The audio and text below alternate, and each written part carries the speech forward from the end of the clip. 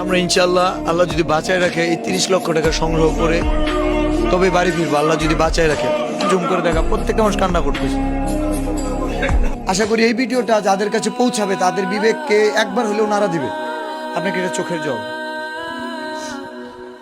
আমি গোটা দেশের কাছে একটি কথা বলতে চাই, আমি বাঁচতে চাই, আমি আমার সন্তানের জন্য বাঁচতে চাই।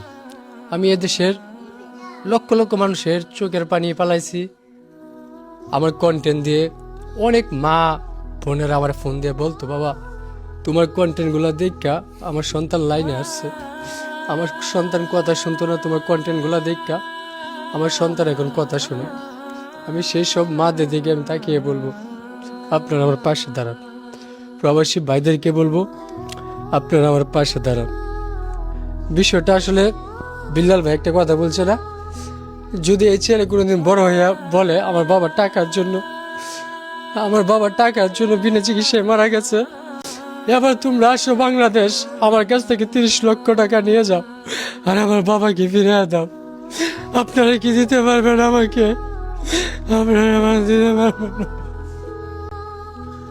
আমরা ইনশাল্লাহ আল্লাহ যদি বাঁচায় রাখে এই 30 লক্ষ টাকা সংগ্রহ করে তবে বাড়ি ফিরবো, আল্লাহ যদি বাঁচায় রাখে। বাট এখানে দেখেন প্রত্যেকটা মানুষ, একটু জুম করে দেখা, প্রত্যেকটা মানুষ কান্না করতেছে।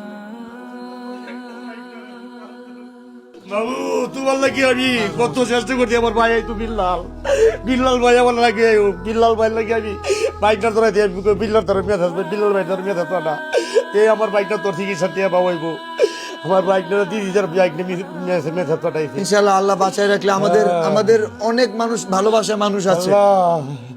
আল্লাহ গো বিল্লাল ভাই আমরা মানুষ বিশ্বের মানুষ, ইনশাল্লাহ আমরা সবাই মিলে এই ফান্ড কালেক্টটা করে ছাড়বো ইনশাল্লাহ। SAS ইনফো টিভি এর পক্ষ থেকে আজকের মতো এখানেই শেষ করছি। এই ধরনের গুরুত্বপূর্ণ আপডেট পেতে আমাদের চ্যানেলটি সাবস্ক্রাইব করে পাশে থাকুন। সচেতন থাকুন, নিরাপদ থাকুন। ধন্যবাদ।